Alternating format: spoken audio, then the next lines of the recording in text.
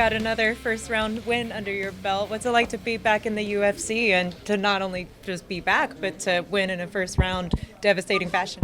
First and foremost, it's a great honor to be even on this card, this 4th of July show with such big headliners, and to come in off, previously being on the Ultimate Fighter, and now to have the opportunity to come back. It's just a phenomenal and just overwhelming experience.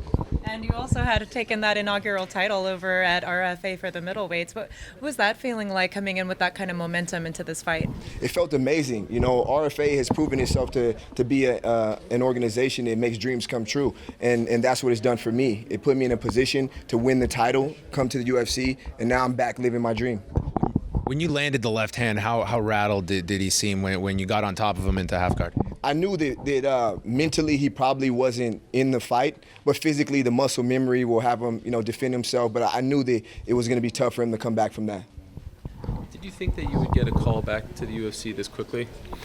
You know what? You never want to have an expectation. That way you don't get disappointed if it doesn't happen. But I've seen the track record of the RFA, and it seems that the guys who put themselves in that top position and gain the title and make a name over there get back here. So I was very optimistic about that happening. How much did it bother you that you didn't get another shot in the UFC after the show?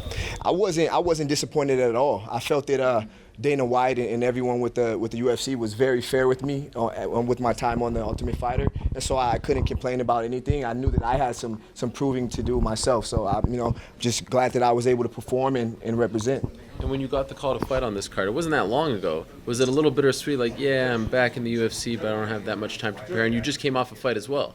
I prepared for a 5-round fight in the RFA title, so I was ready, and it was nothing. I was very happy just to even be back in the mix, and it wasn't an issue at all. I'm excited. You rattled off 3 straight wins before getting that call back. What did you change? Because you seem to have a lot more of aggressive approach lately. The biggest thing that I've changed so far is how I cut the weight.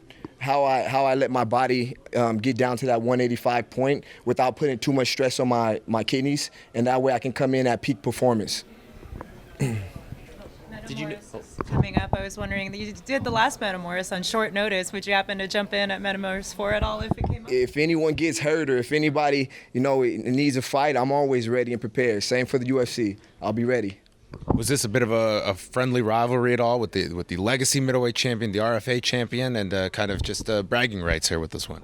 Definitely. You have two of the premier organizations as far as building talent out there, and for us to be able to fight, especially on this stage, and kind of showcase which title holder is more dominant. I think we're 6-0 with that. Is that 6-0 or 5-0? We'll take it. We will. hey, we'll take it. We'll take it, and we're looking to keep that going right there. Do you feel as though public perception has changed towards you? Because I feel like earlier in your career, you were managed by Spencer, and some people thought that was a little bit polarizing, what happened with Hickson. But now you step up on short notice with Metamoris, you win a title, you were on the Ultimate Fighter. It feels like the way the public views you has changed. Would you agree with that? Definitely, and part of it is part of my old persona was due to my own desperation. I felt like I was in a position where I needed to get noticed. I needed to get some light on my camp and what I was doing, and sometimes I did some things that I probably wouldn't do today. But now I'm in a new position, and now people can get to know the Kevin Casey for who I am, and not someone just trying to promote themselves and someone just trying to get themselves to the top level. Would you do it differently, or do you think that helped you? No, I don't regret anything I've done.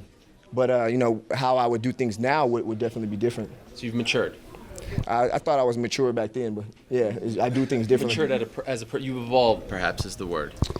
Yes, definitely. How I present myself and how I come off is different now, yes. Are you still, I know you're managed by Ed now, but are you still in contact with Spencer Pratt? Yeah, Spencer is a friend of mine. He's a student of mine. And he's a student of yours as well? Yes. He's a good guy. Jiu-jitsu student? Or boxing. We do boxing now, and sometimes we train jiu-jitsu, but he's a good guy. And I think sometimes people look at the public persona and some of the things he's done on television, and they kind of carry that over to the real-life personality of the individual, which always isn't the case.